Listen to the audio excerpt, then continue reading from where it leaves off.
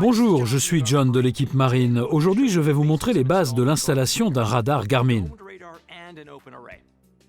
Les radars vous permettent de visualiser les obstacles à la navigation avant même que vous ne les aperceviez. Leur avantage réside dans le fait qu'ils fonctionnent dans les conditions les plus extrêmes, nuit, brouillard, pluie, tempête.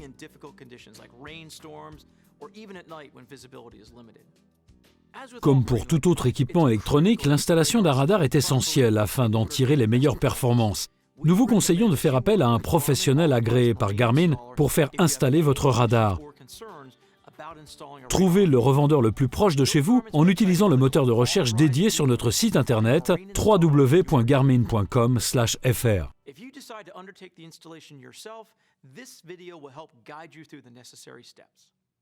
Avant de commencer, intéressons-nous à la façon dont il faut placer le radar.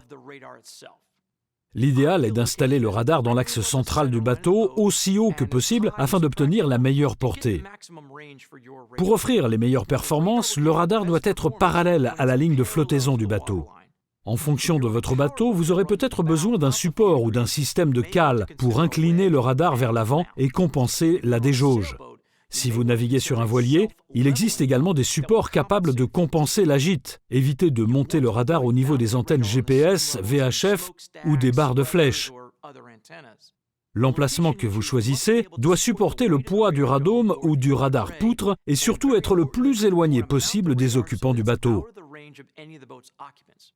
Le radar émet un signal avec un faisceau vertical de 25 degrés, soit 12,5 degrés au-dessus et 12,5 degrés en dessous de la parallèle à la ligne de flottaison. Installez l'antenne bien en hauteur pour éviter toute exposition prolongée, surtout pour vos yeux. Enfin, gardez un accès suffisant pour faire courir les câbles et fixer le radar solidement. Une fois que vous avez défini le meilleur emplacement possible, utilisez le modèle fourni pour marquer et percer les trous de fixation du radome ou du socle. Assurez-vous que les trous sont alignés sur l'axe proue-poupe, afin de vous assurer que le radar soit correctement aligné avec l'étrave du bateau.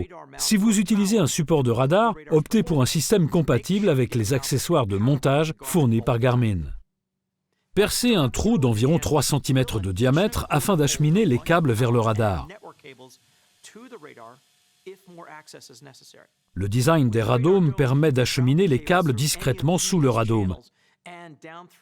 Sur un radar poutre, les câbles sortent par la partie inférieure du piédestal. Acheminez les câbles d'alimentation et RJ45 à travers le bateau jusqu'à votre traceur de carte compatible. Garmin a essayé de simplifier au maximum cette étape en séparant les câbles réseau et d'alimentation. Il est en effet plus simple de faire descendre 2 petits câbles plutôt qu'un seul plus gros. Par ailleurs, en regardant de plus près, vous pourrez remarquer que nous avons retiré les bagues de tous les câbles. La taille des connecteurs est ainsi réduite et il devient plus simple de les acheminer à travers le bateau. Nous vous recommandons de ne pas couper les câbles d'alimentation et réseau. Toutefois, si cela était vraiment indispensable, Garmin fournit le matériel nécessaire pour ressertir une prise RJ45. Coupez une des extrémités du câble RJ45. Gardez-la, nous l'utiliserons plus tard. Acheminez le câble. Une fois le passage de câble réalisé, sertissez une nouvelle prise RJ45 en suivant les instructions fournies dans le kit. Utilisez la prise que vous veniez de sélectionner pour repérer l'ordre de la couleur des fils. Une fois que c'est fait, branchez-la à l'un des ports RJ45 de votre écran multifonction Garmin.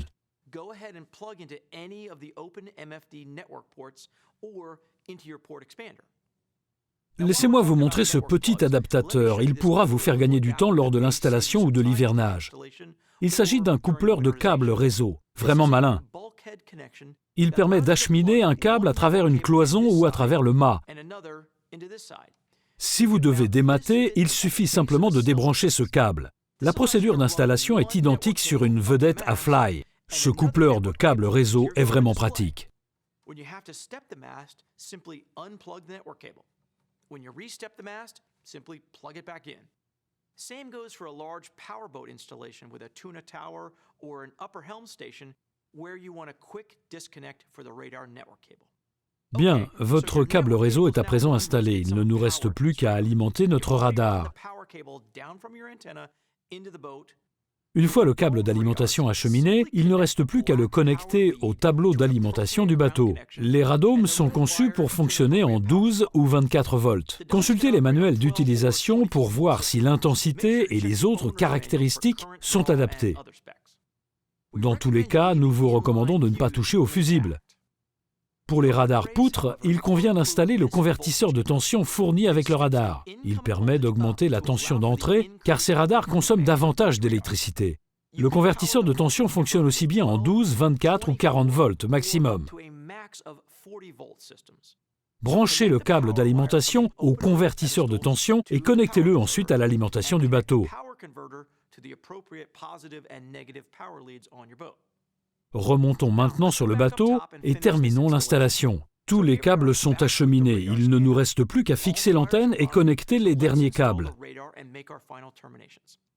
Les radomes sont livrés avec cette plaque qui permet de maintenir les câbles en place. Acheminez les câbles sous cette plaque et fixez-la avec le matériel fourni. Appliquez le lubrifiant anti-grippant fourni sur les vis et fixez-les à la base du radar. Elles ne doivent pas ressortir de plus de 5 cm et permettent de fixer le radar sur une surface dont l'épaisseur est comprise entre 0,5 et 2 cm. Si la surface de montage est plus épaisse, vous devrez vous procurer des vis de fixation plus longues. N'oubliez pas d'ajouter les silent blocks sous le piédestal de votre radar poutre et appliquer du mastic d'étanchéité sur les trous que vous avez percés.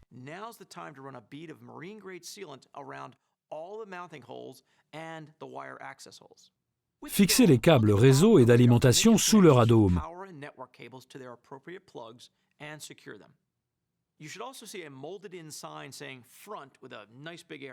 Orientez l'antenne dans le bon sens en repérant la flèche située sur l'antenne. Même si l'orientation du radome n'a aucune incidence réelle, il est plus simple de l'installer directement dans le bon sens. Cependant, si le radome ne peut être installé selon nos recommandations, vous pourrez corriger les réglages via l'interface logicielle dans un second temps. On installe généralement un radar poutre en orientant la surface courbée vers l'étrave. Une fois encore, si pour une raison ou une autre vous deviez le fixer dans l'autre sens, vous aurez la possibilité de régler ce décalage via le logiciel. Retirez cette petite plaque,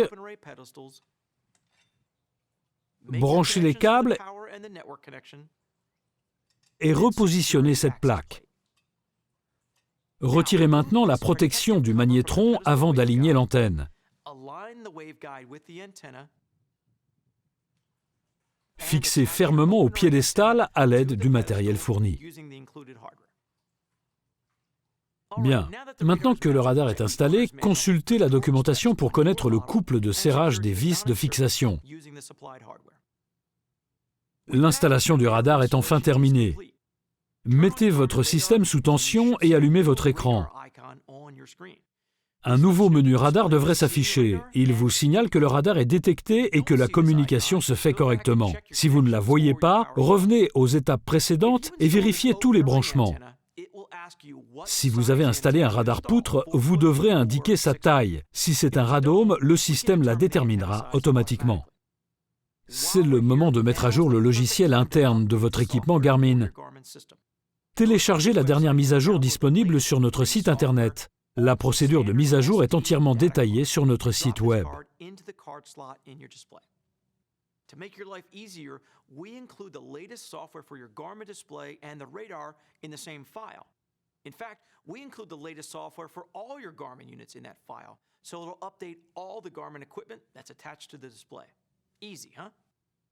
Une fois la mise à jour terminée, nous pouvons préchauffer le radar. Dans l'écran d'accueil, touchez Radar puis choisissez Port. Le radar affiche un message indiquant que le préchauffage est en cours. Une fois prêt à partir, sélectionnez Transmettre. Le radar commence à tourner et affiche les cibles à proximité de votre bateau.